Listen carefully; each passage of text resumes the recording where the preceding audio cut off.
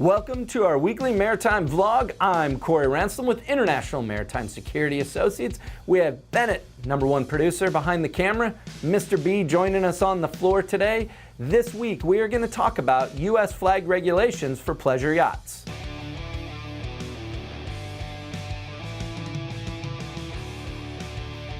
In August of 2018, the President of the United States signed the National Defense Authorization Act.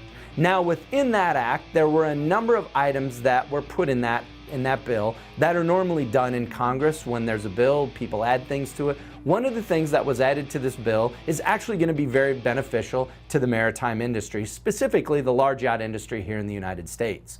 Large yachts, to be able to flag your large yacht in the United States, you had to meet a 300 gross ton limit or below to be able to flag it as a pleasure vessel under current regulations. And these regulations date all the way back to 1920.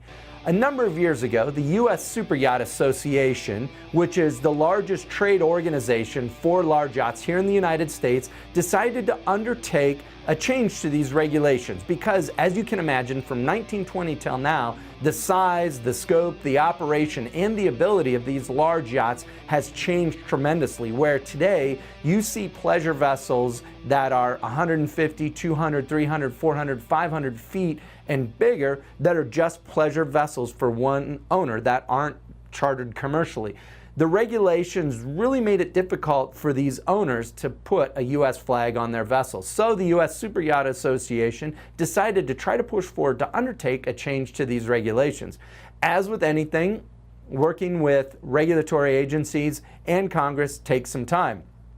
I served on the board of directors of the U.S. Super Yacht Association for a number of years and worked in their advocacy committee. So I was fortunate to be part of the team that started to kind of lay some of the foundation and groundwork for these change in regulations. Now, I did very little work. The people that followed me within the association have done a tremendous job. And then on August of 2018, when the president signed the NDAA, it also made changes to regulations for pleasure yachts to be able to flag in the United States, which is going to be tremendous for the industry and will help in a number of different pieces as this industry continues to expand.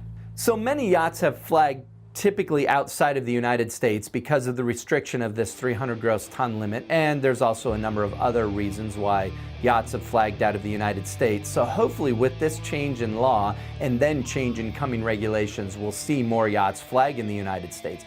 Which, let's break that down a little bit from a financial standpoint.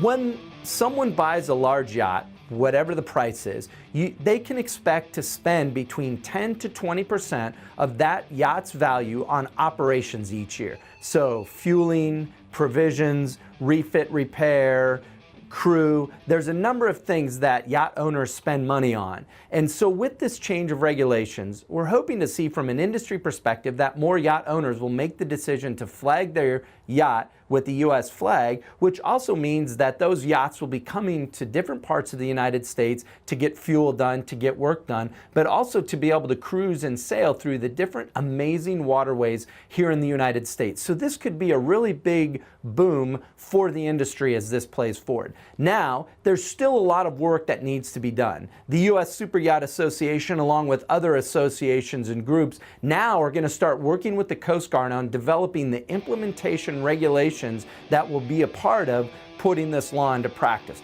One of the great things, though, that was part of this law that makes this a little bit easier is in the interim, yachts that really fall under what would be the UK Maritime Coast Guard Agency or the UKMCA, under their large yacht code, as yachts that already fall within meeting the regulatory requirements of that code can use that to be able to now flag in the United States as we go through this interim process. There's going to be a lot of work too that will need to be done with class societies and how all these different pieces and parts come together. But it's going to be interesting to see, and in the long run, as this comes together, could really be a really big push and a boom for different marinas and facilities and purveyors of large yacht supplies and equipment here in the United States. One thing to remember though is through the NDAA and through this law that's been acted and the regulations that will push forward out of this for implementation, this only affects pleasure yachts. There won't be any change to commercial vessels. Those regulations are already in place, and there's a lot of differences if you're going to use your yacht in a commercial perspective. That means you're going to charter it for money. Those regulations will not change, but these regulations are specific just to pleasure vessels. Hey, thanks for joining us today. We really appreciate all the viewers we get on a weekly basis here on the vlog, and it's really an international, worldwide community. If you have ideas on topics or specific questions for us, don't hesitate to reach out to us here on the YouTube channel or connect to us through our social media, detailed in the banner above and also in the comments section below. Make sure you hit that like button for all the videos you like, and subscribe to this channel so you get notified when we post new videos. If you have any questions when it comes to maritime risk management, regulatory compliance, or maritime security, don't hesitate to reach out to our experts here at IMSA, because we're always happy to steer you in the right direction.